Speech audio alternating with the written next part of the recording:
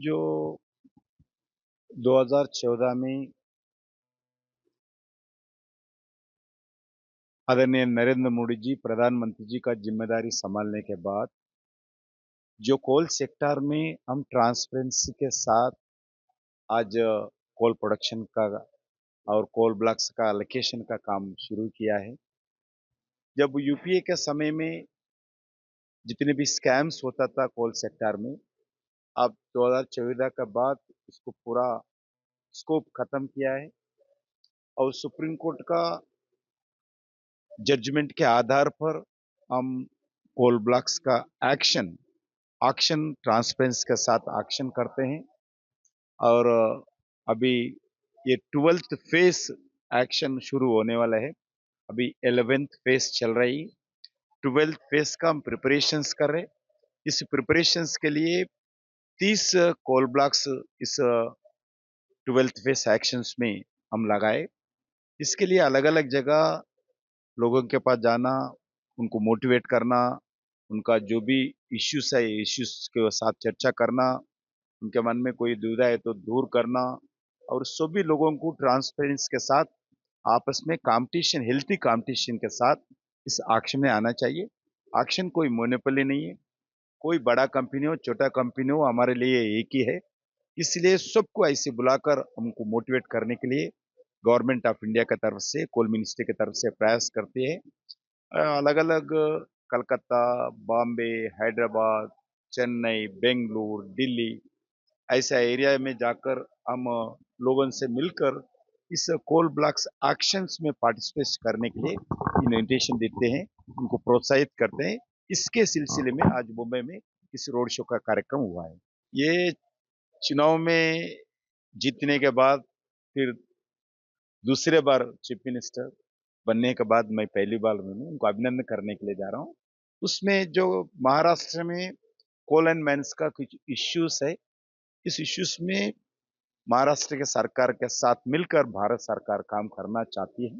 इस दृष्टिकोण से आज महाराष्ट्र का मुख्यमंत्री देवेंद्र जी से हमारा मित्र है, उनसे मिलने के लिए एक मीटिंग लगाया। अभी 987 मिलियन टन्स का है।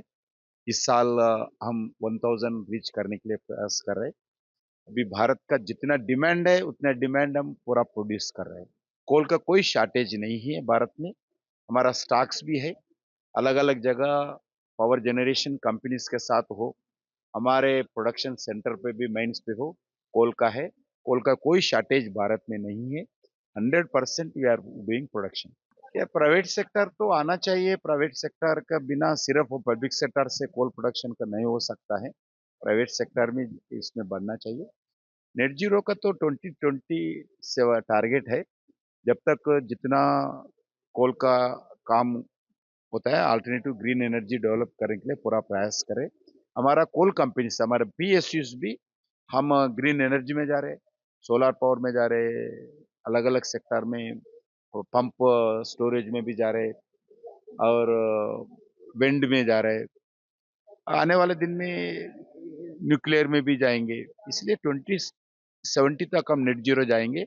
मोदी जी के नेतृत्व में जो प्रयास कर रहे हैं, जो 2047 का विकसित भारत का जो लक्ष्य है, विकसित भारत में ये 2070 नेट जीरो का भी एक बड़ा मुद्दा है। कोल गैसिफिकेशन का भारत में अभी टेक्नोलॉजी नहीं है। हम कोल इंडिया और बीएचएल के तरफ से एक प्रोजेक्ट पे हम एमओयू किया है। बीएचएल डोमेस्टिक टेक्नोलॉजी के द्वारा, इंडियन टेक्नोलॉजी के द्वारा कोल गैसिफिकेशन का एक जगह हम एमओयू किया है, वो डेवलप कर रहे हैं। इससे भी पहले ही हम दुनिया में जिधर भी हो कोल गैसिफिकेशन का टेक्नोलॉजी कुछ हमें ऑस्ट्रेलिया में भी अमेरिका में भी ऐसे जगह पर भी हम लाने के लिए भारत सरकार ने निर्णय किया है। हम मिशन मोड पर कोल गैसिफिकेशन का टेक्नोलॉजी विदेशों से लाने वाले हैं। साइमल्टेनियसली भारत में भी अलग अलग स्टार्टअप कंपनीज को, अलग अलग टेक्नोलॉजी कंपनीज को एंकरेज भी कर रहे हैं। कोई विवाद नहीं है, बिल्कुल पॉलिटिकल स्टंट है स्टालिन का। कोई हम हिंदी का कोई किसी व्यक्ति के ऊपर, किसी ऑर्गेनाइजेशन के ऊपर, किसी स्टेट के ऊपर हम थोप रहे नहीं। त्रिभाषा पॉलिसी है। जब कांग्रेस के समय पे भी ये पॉलिसी था, अभी उनका जो अलायंस में है, उनका सरकार में भी यही पॉलिसी था, अभी यही पॉलिसी है। कोई किसी के ऊपर हिंदी सीखने के लिए कोई जबरदस्ती नहीं है। मैं तेलुगु हूँ, मैं तेलुगु भाषा हमारा प्रांत में सीखते हैं, कोई इंग्लिश का जबरदस्ती नहीं है। आप जो इंग्लिश में सीखना है तो इंग्लिश में सीखो, हिंदी सीखना है तो हिंदी में सीखो।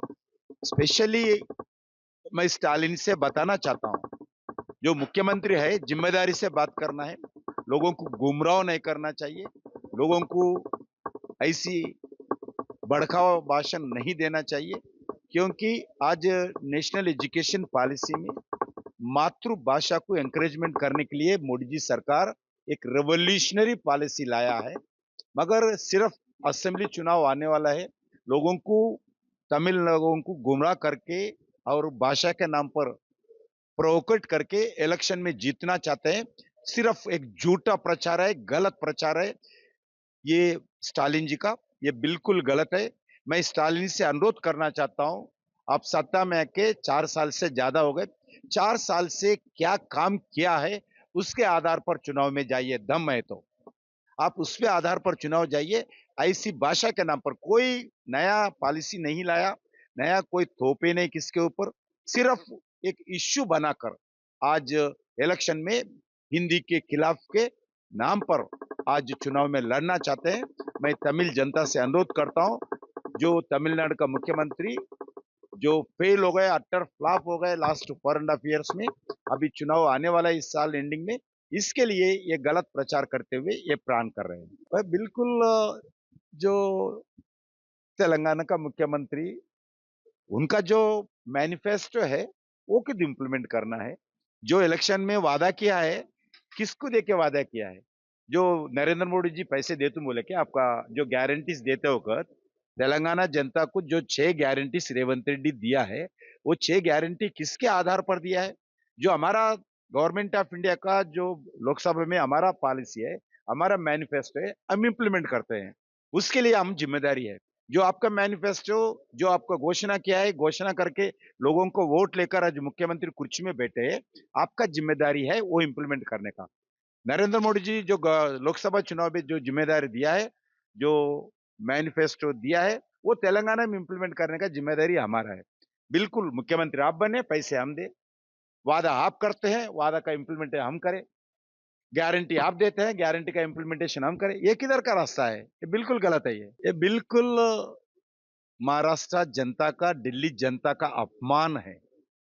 और जो महाराष्ट्र जनता मोदी जी के नेतृत्व में विश्वास दे बताते हुए तीसरी बार आज सत्ता में लाए हैं, और दिल्ली में भी 27 इयर्स के बाद दिल्ली का जनता विधानसभा में भारतीय जनता पार्टी को आशीर्वाद दिया है। ये ममता बनर्जी का स्टेटमेंट लोगों का और डेमोक्रेसी का अपमान है। और जो इंस्टीट्यूशंस है, क्योंकि आज वेस्ट बंगाल में जो एनरोलमेंट करते हैं, वोटर एनरोलमेंट का स्टेट गवर्नमेंट का एडमिनिस्ट्रेशन करते हैं, नरेंद्र मोदी जी सरकार नहीं करते हैं, वेस्ट बंगाल सरकार वोटर एनरोलमेंट करते हैं। दिल्ली में बैठे मोदी जी नहीं करते हैं, वो वोटर लिस्ट कौन बनाता है? वेस्ट बंगाल सरकार बनाता है, गाइडलाइंस देती है, general guidelines government of India का इलेक्शन कमीशन का गाइडलाइंस है। वो गाइडलाइंस देश भर के लिए, वेस्ट बंगाल के लिए भी वही होता है, दिल्ली के लिए भी वही होता है, तेलंगाना के लिए भी होता है, तमिलनाडु के लिए। वो गाइडलाइंस के आधार पर state government missionary voters enrolment करते हैं। ये फर्जी वोटर लिस्ट बनाकर जीते हैं, ये बिल्कुल बेबुनियाद है। सिर्फ जो हार गई है, जो उनके ऊपर खुद का विश्वास नहीं है, ऐसे लोग ये भाषणबाजी करके लोगों को गुमराह करने के लिए, जो वो हार गए हैं उसको छुपाने के लिए, उसका हार छुपाने के लिए ये बात करते हैं।